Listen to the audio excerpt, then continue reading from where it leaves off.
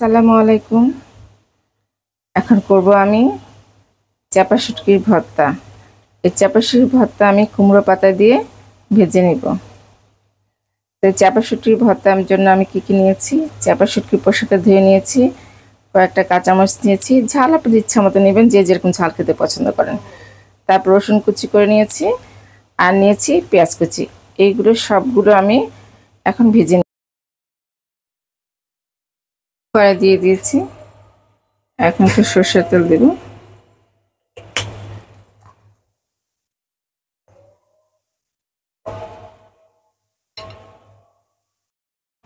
এরপর এক এক করে সব মশলা দিয়ে দেবো। প্রথমে পেঁয়াজ দেব। পেঁয়াজ আর রসুনটা আগে ভেজে নেব। পেঁয়াজ রসুন, 3টা শুকনো মরিচ দিয়েছি। এগুলো ভাজা ভাজা হয়ে গেলে এরপর মাছ দেব।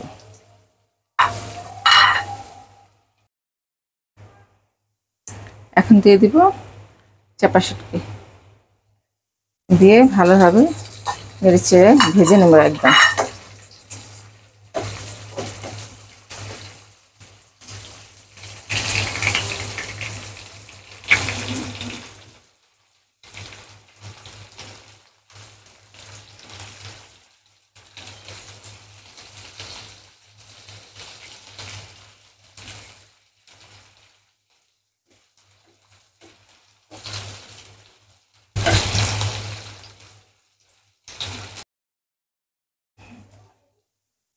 এরপরে শুটকিটা, এই যে এটা ভাজা শুটকি, পেঁয়াজ রসুন যেটা ভেজেছি, এটা সব বেটে নিব।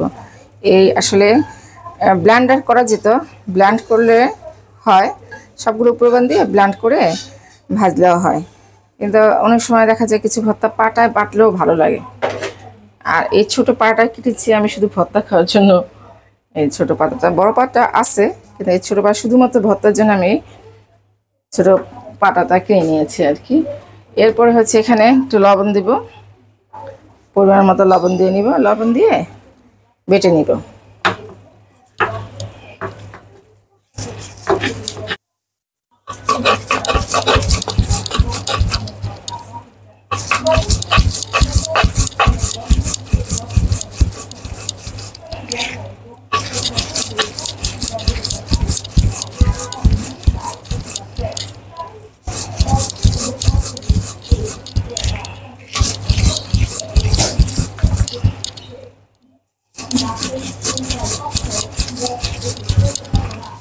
আমার ভর্তা বাটা শেষ।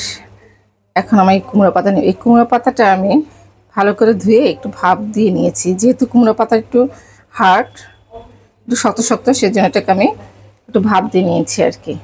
লাউ পাতা হলে ভাপ দেওয়ার প্রয়োজন হয় না, যেহেতু কুমড়ো পাতা সেজন্য আর কি। এইভাবে নিয়ে তারপর এটাকে ভাজ দিয়ে নিব।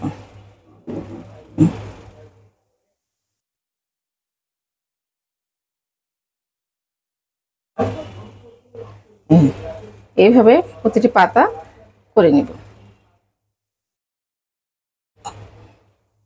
এখন ভাজায় চলে যাব। যে কড়াইতে চাপা ভেজেছিলাম, সেই কড়াইতে আবার আর একটু সরষের তেল দিয়ে দিব। এটা সরষের তেলে ভাজবো। সরষের তেলে চেষ্টা করবেন আপনারা, যদি সরষের তেল না থাকে আপনার সাবন করতে পারেন, তবে এটা সরষের তেলে ভালো লাগে। ইচ্ছা করলে আপনি পাতাগুলো বেসনে ডুবিয়েও ভেজে নিতে পারেন। এক সাইড ভাজা হলে উল্টে নেব।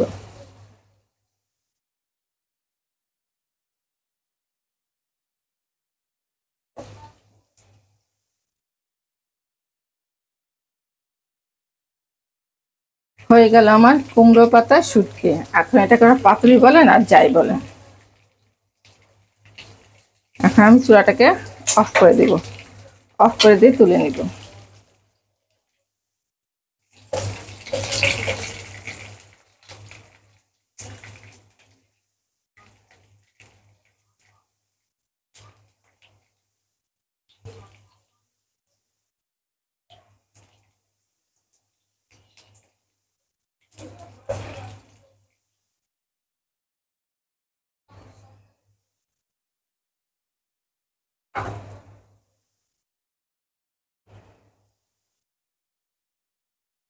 আশা করছি সবাই বানিয়ে খাবেন।